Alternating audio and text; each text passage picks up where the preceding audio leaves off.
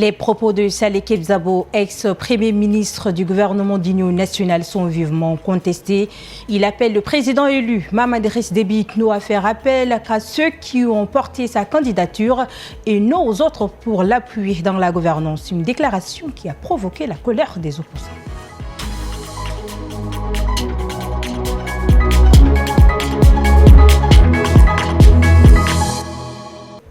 Bonsoir. Il n'aurait pas dû dire cela. Des commentaires se multiplient sur les réseaux sociaux après la publication des propos de Saleh Kebzabo, président du parti UNDR et médiateur national. Ce dernier a demandé au président élu Mahamat Idriss Déby Itno de composer uniquement son gouvernement avec la coalition Tchad Uni et non avec les autres partis. Des propos qui ont enflammé la toile et irrité de nombreux Tchadiens. Guénondum Cynthia nous fait le point. C'est une sortie qui fait grand bruit. Lors du dîner offert par le président élu Mahamat Idriss Déby Itno aux partis politiques et aux associations qui ont porté sa candidature, jusqu'à son élection, Saleh Kebzabo, président de l'UNDR, membre de cette coalition, a déclaré ceci. Demain, dans la gouvernance du pays, vous devez en tenir compte sans complexe. Ceux qui ont voté contre vous sont des opposants. N'allez pas chercher dans l'opposition quoi que ce soit pour venir gérer le pays avec vous. Non. La déclaration de l'ancien Premier ministre de transition a vivement enflammé la toile. Des voix qualifient ses propos de déplacés pour un médiateur national. Dans les rangs du parti près, c'est une fiction de penser gouverner uniquement avec les membres de la coalition pour un Tchad uni. Mais je pense aussi que le président de la République, c'est tel qu'il est issu, comme tel qu'il est issu du vote de 6 mai 2024, et qui découle d'une transition. Et qui, je crois, pour quelqu'un qui doit coudre le Tchad, parce que ce qui est sûr, ce n'est pas avec l'élection du président de la République que tout a été réglé en termes de vouloir vivre ensemble, en termes de l'acceptation de l'autre, en termes de tous les mots qu'on a pu décrire pendant la campagne et bien avant, qu'il puisse s'arroger et rester lui seul avec son équipe. Encore que je crois que c'est de la fiction de penser gouverner avec 227 ou 127 personnes. Dans sa première prise de parole après la déclaration des résultats provisoires du scrutin du 6 mai, Mahamat Idriss Déby Itno, désormais président élu du Tchad, s'affiche plutôt comme un rassembleur. Je suis désormais le président élu de tous les Tchadiens, aussi bien le président de ceux qui ont voté pour moi, mais aussi le président de ceux qui ont fait d'autres choix. Des voix au sein de la coalition Tchad Uni affirment que Saleh Kebzabo a agi comme président d'un parti politique et non comme un médiateur national, poste qu'il occupe depuis son éviction de la primature. Le président du collectif d'action des jeunes pour la paix, le développement et l'émergence du Tchad, Mahamat El Mahdi Abdrahman, félicite le président Mahamat Idriss Déby Itno pour sa brillante victoire à l'élection présidentielle du 6 mai. Il a dit au micro de Sana Kabdanaï Abakar Lambert. Le collectif d'action des jeunes pour la paix, le développement et l'émergence du Tchad, qui est le Kajibdat, félicite et encourage l'ange et Conseil constitutionnel pour avoir accompli leur tâche selon les règles de l'art. Au nom de la jeunesse tchadienne, je plaide vivement auprès de notre cher président pour que, juste après son investiture, qu'il puisse jeter un regard favorable sur cette couche et la population. La première session ordinaire de l'Ordre national des médecins du Tchad de l'année 2024 s'est ouverte ce samedi. Cette assise permettra de passer en revue tout ce qui concerne les problèmes sanitaires au Tchad.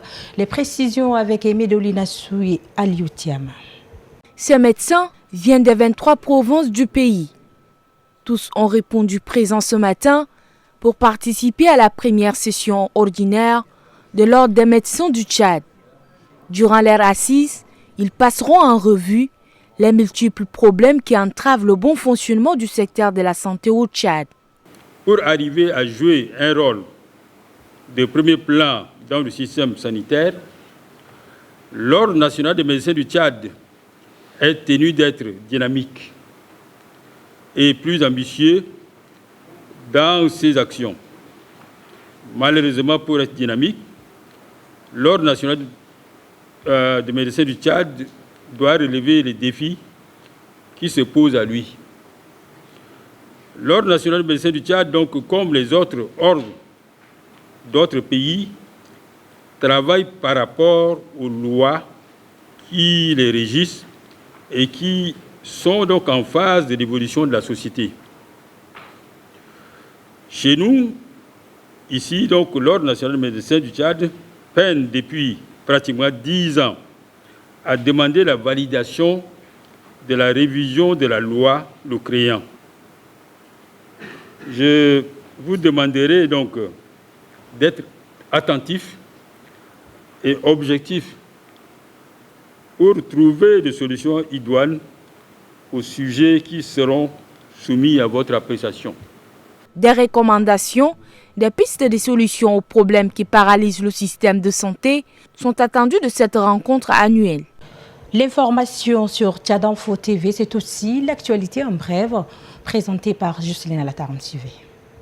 Son Altesse l'émir Cheikh Tamim bin Hamad Al Thani adresse un télégramme de félicitations au président Mahamat Idriss Déby Itno à l'occasion de son élection en tant que président de la République du Tchad, a rapporté le 17 mai Qatar News Agency. Dans ce message, l'émir du Qatar lui souhaite du succès dans l'exercice de ses fonctions et exprime son espoir que les relations entre les deux pays amis progressent et prospèrent. Les deux pays ont toujours entretenu des relations amicales et coopératives.